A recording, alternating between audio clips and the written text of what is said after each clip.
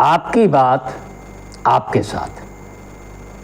के 18 अप्रैल के प्रातःकालीन अंक में आप सभी को मेरी राम राम। मित्रों, आप सबने देखा व सुना ही होगा कि 2 दिन घर की दद्दा मेरे जो सबसे बड़ी पंचायत दिल्ली में बैठती है, जाकर लोकसभा का आता है, वहाँ मैं 33% महिला आरक्षण के लिए महिला शक्ति बंधन अधिनियम जो इसके बारे में बहस हो रही थी, इन 2 दिनों में आप सबने सुना होगा। इसके बाद आज मतदान कल 17 तारीख को शाम 6:08 के बाद देश के गृह मंत्री अमित शाह जी ने अपना पक्ष रखते हुए और इस बिल पर जो प्रस्ताव रखा गया था वह 2/3 बहुमत प्राप्त न करने के कारण गिर गया और इस देश की आधी आबादी का जो सपना न्याय पाने का जो उनका संघर्ष था लगभग 30 वर्षों से 1996 से, वह पूरा नहीं हो पाया। मुझे भी आशा थी, आप सबको भी आशा थी। जिस प्रकार आदरणीय प्रधानमंत्री मोदी जी ने बड़े नम्र भाव से सभी को साथ लेकर तेरा मेरा से हटकर हम भाव को आगे रखकर इस आधी आबादी को न्याय देने की इस लड़ाई में सभी को साथ लेकर चलने का जिस प्रकार से भरोसा संसद के सामने व्यक्त किया था और जिस प्रकार से सारी आशंकाओं को उनको दरकिनार करने का काम बड़े खुले मन से किया था, ये देश को आशा हो चुकी थी और ख़ास तौर से आधी आबादी को भी आशा थी कि कल उनके संघर्षों का समापन होगा और 29 के चुनाव में महिलाएं 33% आरक्षण के माध्यम से अपनी सहभागिता देश की इस बड़ी पंचायत में मजबूती से रख पाएंगी और देश में कंधे से कंधा भिड़ाकर आगे देश को बढ़ाने का काम करेंगे। मित्रों, आखिर यही महिलाएं इसी प्रकार संविधान द्वारा 33% आरक्षण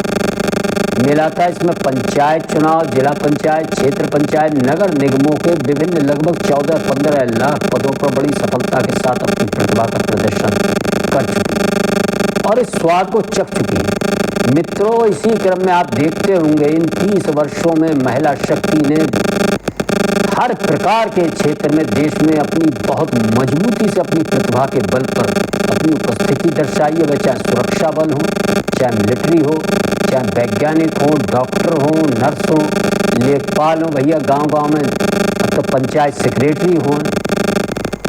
और स्वयं सहायता समूह महिलाएं, आंगनवाड़ी, आशा, इस प्रकार की एक बहुत बड़ी नारी शक्ति का उदय हुआ है जो कंधे से कंधा भिड़ाकर अपने बच्चे, अपने परिवार के भविष्य को उज्जवल बनाने में लगी है, साथ ही साथ अपने क्षेत्र, प्रदेश, गांव, देश की उन्नति में भी सहायता करती है। इसलिए यह कोई उनको देने का नहीं, ये उनका हक था। 33% आरक्षण के माध्यम से देना चाहिए था और किस प्रकार इस 33% आरक्षण जीती हुई बाजी को कुछ ऐसे राजनीतिक दलों ने जो केवल निजी हित, अपने परिवार के हित को आगे रखकर देश हित व समाज हित की बात ना कर और ख़ास तौर से राहुल गांधी, कांग्रेस परिवार व समाजवादी पार्टी के मुखिया अखिलेश यादव जैसे नेता अंध मोदी विरोध के कारण इस प्रकार इस बिल को लेकर अगर मगर बट किंतु लेकिन परंतु ऐसा वैसा इस तरह की बातें कर इससे पूर्व भी दर्जनों ऐसे काम हुए हैं देश हित के, राष्ट्र हित के, जो समय ने सही सिद्ध किए, जिनके कारण आज देश बहुत सुरक्षित स्थिति में अपने को महसूस कर रहा है। आज अमित शाह जी ने, देश के गृह मंत्री जी, उन कामों को जिस प्रकार से संसद के माध्यम से देश के सामने गिनाया है, निश्चित ही इस बिल के बाद, मतदान के बाद जो 2/3 बहुमत नहीं मिला था, जिससे निश्चित ही एनडीए सरकार की पराजय हुई और इंडी गठबंधन जो जीता हुआ संसद में नजर आ रहा था, वह निश्चित ही बेचैनी अनुभव कर रहा होगा, क्योंकि ऐसी कुछ चीजें लगातार इस बहस के माध्यम से संसद के द्वारा देश के समक्ष आई। वह 50% महिलाएं तो वह देख ही रही थी कि उनके वोटों से जीते, चाहे किसी भी दल के लोग हो, संसद हो, वह किस प्रकार उनके लिए न्याय पाने में अवरोध बने हैं। निश्चित ही वह जब अपने क्षेत्र में जाएंगे तो उनको लगेगा कि उनकी यह जो जीत संसद के अंदर हुई है वह किस प्रकार पराजय में बदलने जा रही है। और मित्रों, भारतीय जनता पार्टी मोदी जी ने जिस प्रकार महिलाओं के लिए, महिलाओं के सम्मान के लिए और उन्होंने क्या क्या किया है महिलाओं के लिए, इस बहस के माध्यम से देश के सामने, खासतौर से महिला शक्ति के सामने पुनः रख दिया। वह चाहे शौचालय की बात हो, वह चाहे गैस की बात हो, वह चाहे मुद्रा लोन की बात हो, वह चाहे विभिन्न नौकरी पेशों, इस तरह की सारी योजनाओं को एक बार पुनः देश के धरातल पर संसद के पटल के द्वारा रखा है। ये सारी बातें नई एक तरह से बिल्कुल स्मृति में ताज़ा हो गई है महिला शक्ति। और भारतीय जनता पार्टी की जैसी संगठनात्मक क्षमता है मित्रों, जो उनकी संगठन की मशीन लगातार चलती रहती है। आप सबने देखा कि संसद के अंदर पराजय के बाद भी उनका हौसला टूटा नहीं। एनडीए गठबंधन की महिला सांसदों ने जिस प्रकार मकर द्वार पर आकर जोरदार प्रदर्शन, उग्र प्रदर्शन किया है, यह एक बहुत बड़े धरातल पर होने वाले संघर्ष की निशानी है। आप सुबह से ही देखेंगे भारतीय जनता पार्टी और उनके लोग व अन्य जो महिला शक्ति है उसके मन में